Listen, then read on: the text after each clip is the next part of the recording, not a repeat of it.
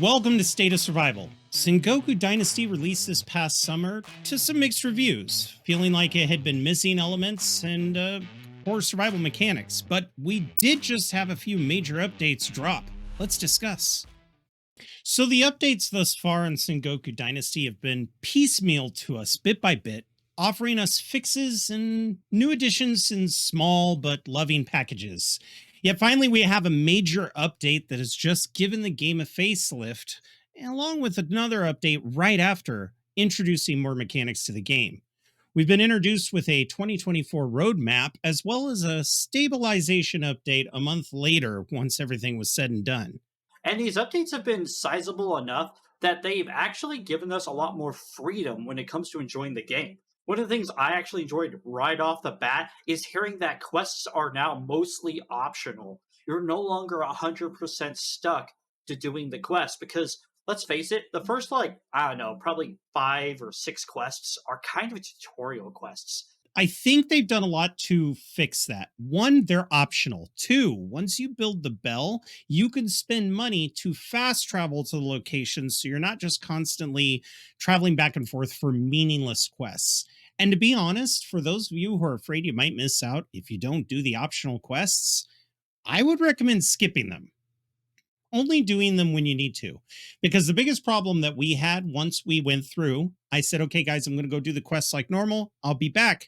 We got so much experience. Our dynasty levels in the town went up so much. We had so many civilians and no homes for them. So this time, enjoy the game at your own pace, which I really, really appreciate.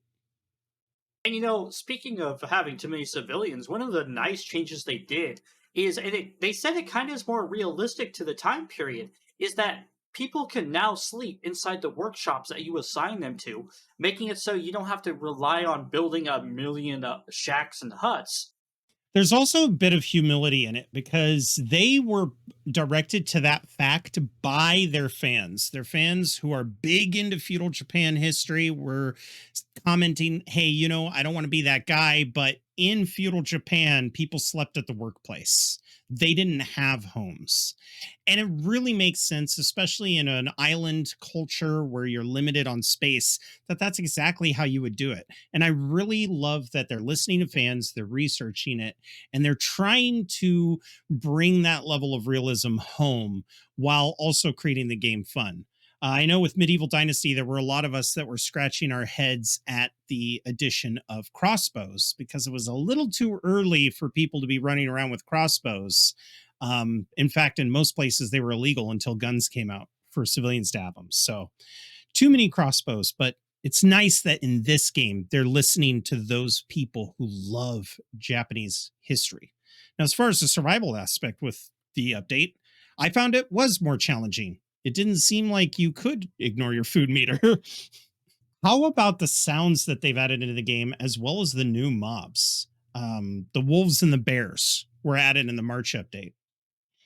I mean, we were attacked by them constantly, mostly the wolves, and I think we had a little bit of unwanted people trying to come by and collect some of our residents. Mm. But the constant wolves were really antagonizing, and it almost felt like we didn't always have to protect the village, but they were always coming at us in a frequency that allowed us to kind of be all like, you can leave your home or the village, but don't stray too far because you may have to protect it. Now, I know they added guards as a service job, and I never got to experience it yet, but I'm excited to see if they actually fight the wolves off properly.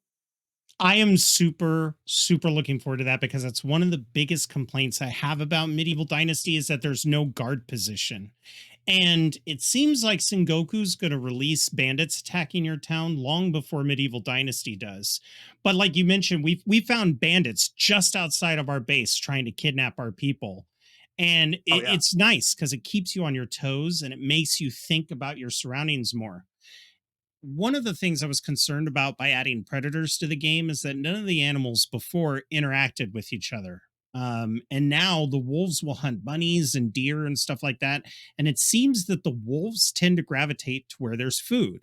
When we started gathering a surplus of food back at the town, the wolves were emboldened enough to walk right into town and attack us while we're working. And I appreciate that because now we can implement the guards, we can have somebody on defense. It's not just a boring village builder. Yeah, and they added a lot of quality of life to these updates, but they did a lot of performance improvements too. But they also added in the DLSS, which allows you with NVIDIA cards to be able to use it. But if you use the 4000 series, please use the DLSS. And if you have anything below that, they suggest that you use the FSR 2.2 for your frame rate. And as far as the notes, I know a lot of people might be like, but I have an NVIDIA RTX. I want to use DLSS. NVIDIA is perfectly fine using FSR. I know it's the, AMD's software that they're using, but I have a 3060 and I was running it at DLSS while streaming. I had the smoothing on balance, so I didn't even have it on performance mode. And I got to enjoy all of the beautiful goodies of the sun without any issues. But I would still recommend an advisement that you kind of save DLSS for when you have a 4000 series card until they start making better driver support for the underperforming cards. Seems wrong because the 3000 cards are fine, but the older cards. But the lighting was amazing. The shadows were improved. It definitely didn't hitch as much. And the other thing they delved into was the sound effects. They redid a lot of the sounds, from the tools to this Oh, yeah. pulling stuff out of the ground, and those monkeys. They added the monkey sounds in the trees. We thought there were boars chasing us, but it wasn't until Dimension 119 pointed out that the monkeys were reacting to animals they saw. So when we got close to those bears, the monkeys were going crazy. And I thought that was actually a really nice touch. So before, when we played, especially compared to the first time, the game was more about town management, and the survival needs were quite basic, especially when it came to your villagers' needs. You also had to guess what their needs were. I find that they're starting to break that level of diet survival we talk about by making the survival needs have more of a direct impact on you and being able to visualize what your town needs. It's not so much, hey, let's build these 5 buildings and faff about and attack each other, as much as it's, okay, one of us has to go hunting. We need these supplies in order to progress. And the risk has definitely gone up a lot more. Does the game feel more like a survival game, or does it still feel like it's on diet survival or a skeleton missing its parts? I feel like if I just took town management by itself, or me being a player by itself, it's still very much diet survival. But when you combine managing your town with trying to survive yourself, you start to realize that the town management system has been completely overhauled, which they have stated in the past updates, to be a lot more demanding. Now, the thing I really like about the new survival mechanics they put into is that the 4 modes that you can choose from, and I don't know them off the top of my head, but let's just call them story mode, easy, medium, and hard. They affect the town management too. So the Mhm. harder your difficulty, the harder it is to keep your people fed. And that's one of the things I think they did right with this game. I don't, whenever they have a game, let's take Medieval Dynasty, for example, you're surviving on your own. It's got a set level of difficulty. You build a town, and all of a sudden the game becomes easier because your town is doing a lot of this work for you. When in reality, managing yourself is hard enough, but managing a whole town is even harder.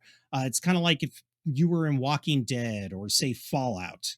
A community requires more, and in an area where there's limited resources, it hits you good. I think Dimension was going around building the buildings we needed to craft the needs for our people, and we were just needing more and more and more wood and lumber. But the area that we chose to go in, and much of the area on the island, there's not a whole lot of trees. So you had to wait years for them to come back, which is causing some of us to have to wander out further to get them. And with bears, wolves, and boars, and especially since the Oh wolves and my. bears eat the prey we rely on, we were starting to have some food flow issues. I'm excited to see about the future of the survival elements of this game because I love covering this game. So keep being survival. Well, the first time we played this game with you, Red, and I, the desync problems with the servers were so problematic. They were obstacles we had to work around, and it was definitely noticeable. But in November, when we played with Dimension, the game was running smooth like butter, and we didn't have a hitch. We're pleased with the server connectivity since the last time, but it seems like the desync issues are back. It could be that there's just more going on the back end of the engine, but I think that anybody who tries this have to keep in mind that there are some major desync issues. I had fun playing with you as much as I could, but there were a lot of things that I was having to repeat and repeat constantly. And it was at the very end of of our 4 hours of streaming, I was getting really frustrated with having to push the hotkeys 3 to 4 times or throw a spear just to watch it. I actually gave up on throwing spears. I just went melee, and even melee, I couldn't always hit the bandits or the boars. So I'm hoping that they fix those. I love the game and I really want to enjoy it, but this desync really turns me off to playing multiplayer. So if you do play it with the mind that this is an alpha early release. They're gathering data, they're trying to test the game. But I really felt like maybe these two updates were they released too much at one time, and they should have given us half the size of the updates to work out that desync. Well, that's all we have here. Thank you for joining us and listening to us talk about the Sengoku Dynasty updates. Until our next episode, thank you very much for stopping by. Bye bye. Ta.